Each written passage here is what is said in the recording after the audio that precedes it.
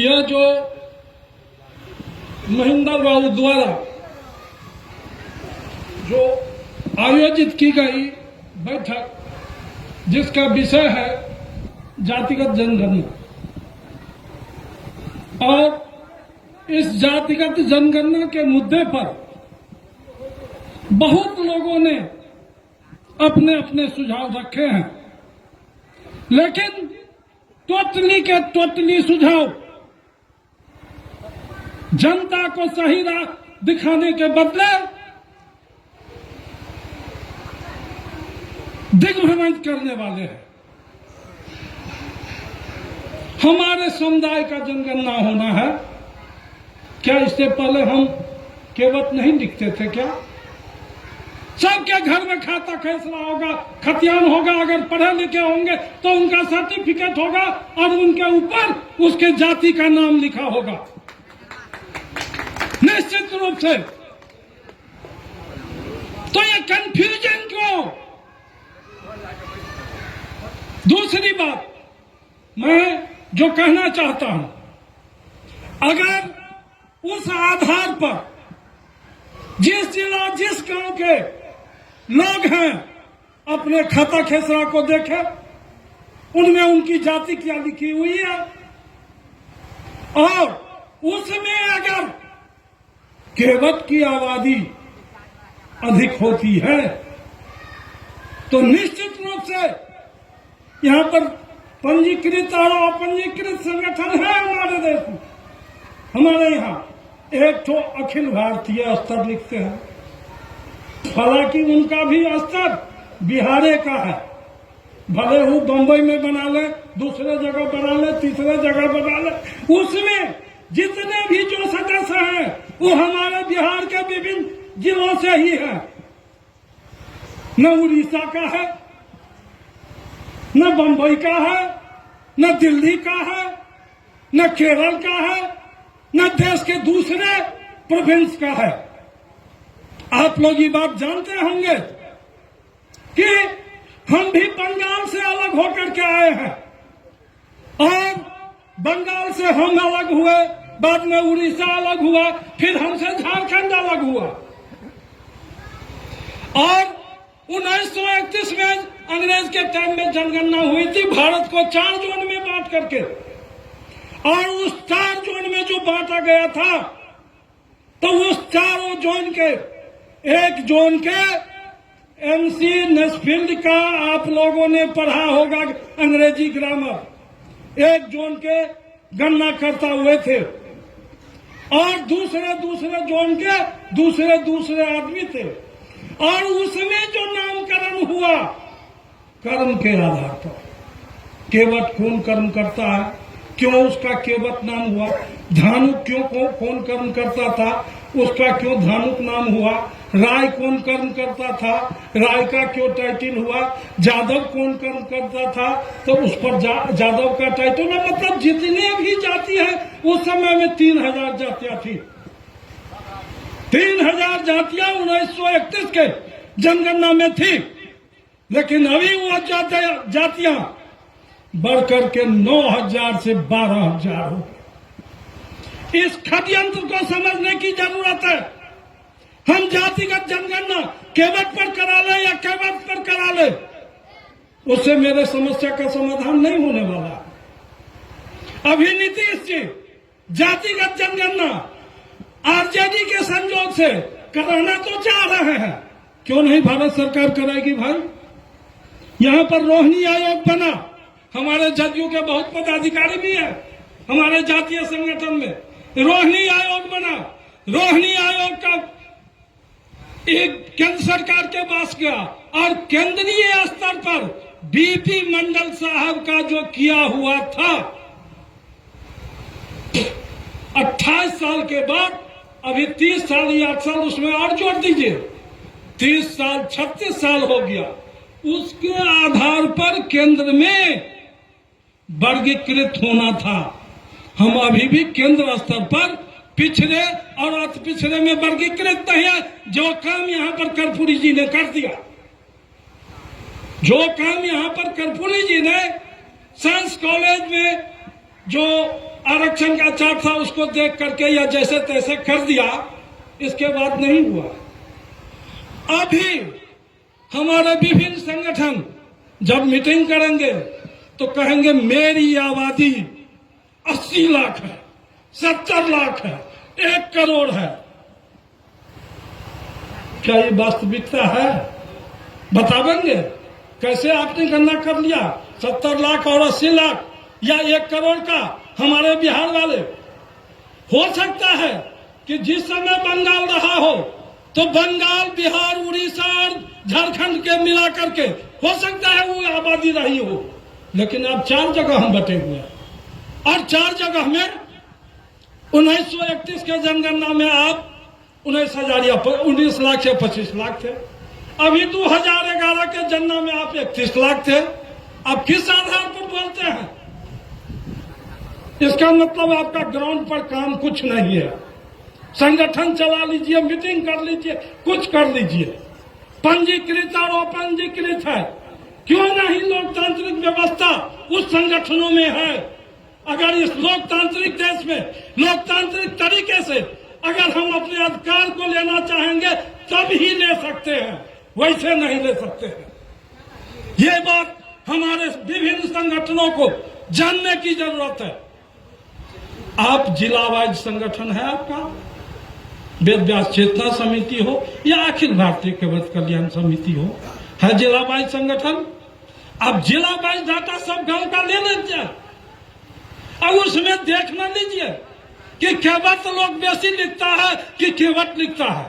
अगर केवट बेसी लिखता है तो निश्चित रूप से बहुमत के आधार पर, जो है लोकतांत्रिकता के आधार पर उसका चयन हम लोगों को करना चाहिए और उन लोगों को मनाना चाहिए जिसकी जनसंख्या कम होती है। अगर ऐसा नहीं करते हैं तो हम कहीं नहीं रहेंगे। और उस कागज को लेकर के रजिस्ट्रार के यहाँ जाना हो, मुख्यमंत्री के यहाँ जाना हो, राज्यपाल के यहाँ जाना हो, जहाँ जाना हो, यहाँ पर अपने में कमेटी पंजीकृत अपंजीकृत बढ़ा लीजिए। मैं आजीवन सदस्य हूँ अखिल भारतीय कैवट कल्याण समिति का, आजीवन। उससे पहले मैं वेद व्यास युवा मंच चलाता था। अब वो वेद व्यास युवा मंच वेद व्यास कल्याण मंच के नाम से है, लेकिन यहाँ पर तो ढेर ढाकी संगठन हो गया, समझे ना। काम जमीनी स्तर पर होता नहीं है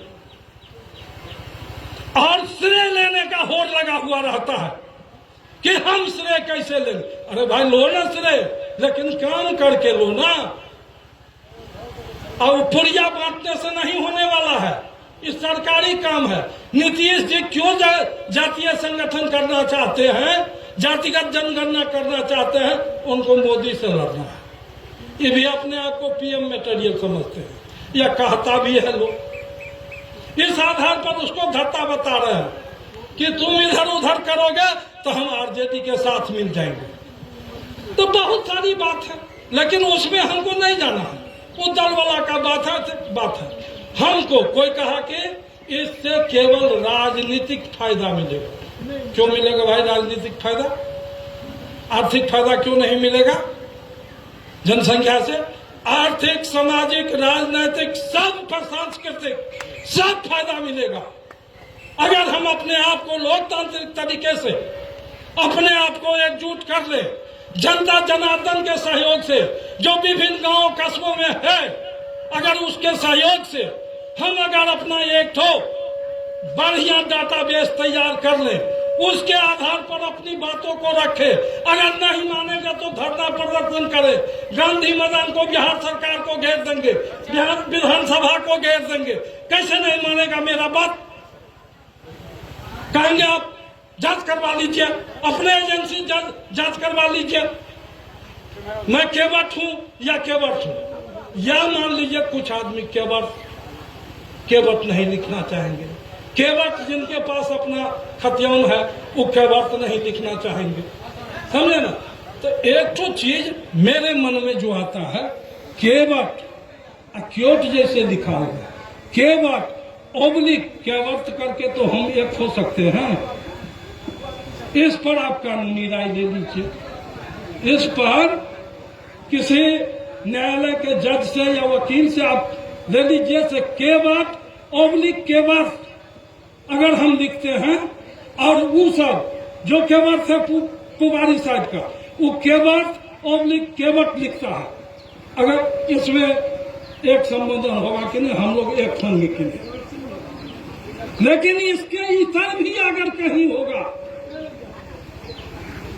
तो मैं सबसे उस आधार पर चाहूंगा कि एक अभी बहुत बड़ी ये बात सब तो हुई, इसके लिए मेरा यही सुझाव है कि आप गांव मोहल्ला वालों पर छोड़ना दीजिए। हाँ, उस पर निगरानी रखिए कि जो उसमें बहुतायत में आता है उसको हम मान करके चले, जिसका लोकतांत्रिक तरीके से अधिक समर्थन होगा उसको हम माने। अब उसमें पंजीकृत या अपंजीकृत कोई अपना टांग नहीं आ। एक बात। दूसरी बात है, मेरा कहना है कि देखिए यहाँ पर हम लोगों के साथ बहुत ज्यादती हो रही है। आप मोदी को सुनते होइएगा, परिवारवादी संगठन, परिवारवादी दल, उनका अभी कहना आप लोगों को मैं जानकारी दूं, दक्षिण के जितने भी राज्य बने, डीएमके टीएमके जितने भी राज्य बने, उस समय में जो आम आवाम जो हम आप हैं, उसके लिए जो परिवार दक्षिण में काम किया, वो जयललिता हो, दलित मुनित करगन हो या फलना हो, करुणानिधि हो, फलना चिल्ला हो, दक्षिण का राज, उसको कहा जाता है परिवारवादी दल। 79 में इधर जब इधर आरक्षण लागू हुआ, जिसमें हमारे कुछ आदमी पढ़ लिख करके इंजीनियर, डॉक्टर, साइंटिस्ट, प्रोफेसर फल्ला चिल्ला देश जाट बने, तो उसकी लड़ाई यहाँ पर मुलायम जी लड़े, लालू जी लड़े, नीतीश जी लड़े, रामविलास लड़े, फल्ला लड़े, चिल्ला लड़े, मायावती लड़ी, तो इसको भी कहा जाता है परिवारवादी दल। ये बात को समझने की जरूरत है। उधर जो मेरा आदमी है उसको भी परिवारवादी दल के आधार पर और राम राम भरने के आधार पर कहता है हमको वोट दे दो, और हमारा लोग राम राम करने जाता, राम मंदिर बना दो। अरे तुमको उससे क्या मिलेगा? पंडा बन जाओगे, उसमें पुजगरी बन जाओगे, तुमको चूड़ा दही रसगुल्ला मिलेगा। हाँ? और इधर जो परिवारवादी दल है जिसके आधार पर हमको आरक्षण लगा, वो बीपी सिंह या राजपूत होते हुए भी,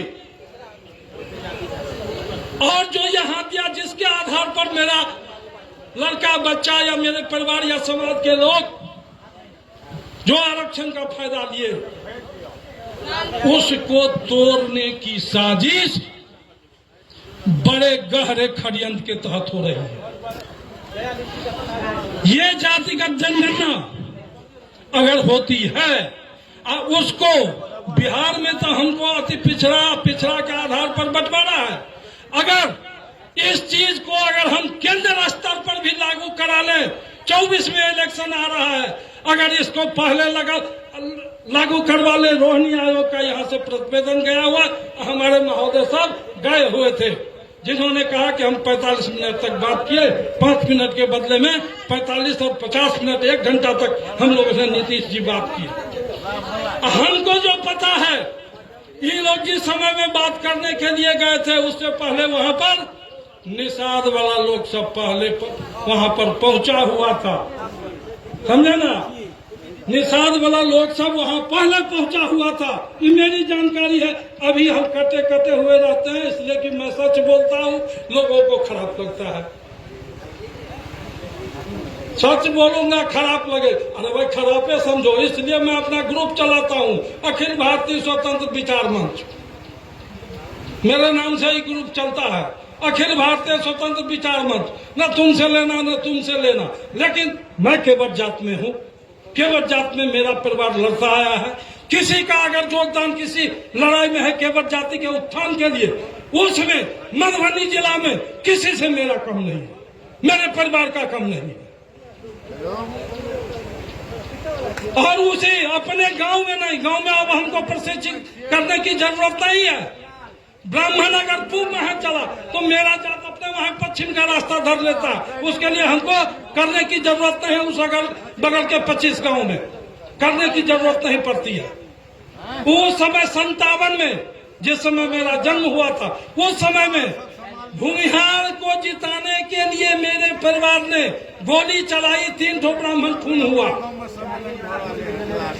और हाई कोर्ट में केस नहीं होने दिया। दरभंगा कोर्ट से केस जीत के दरभंगा था।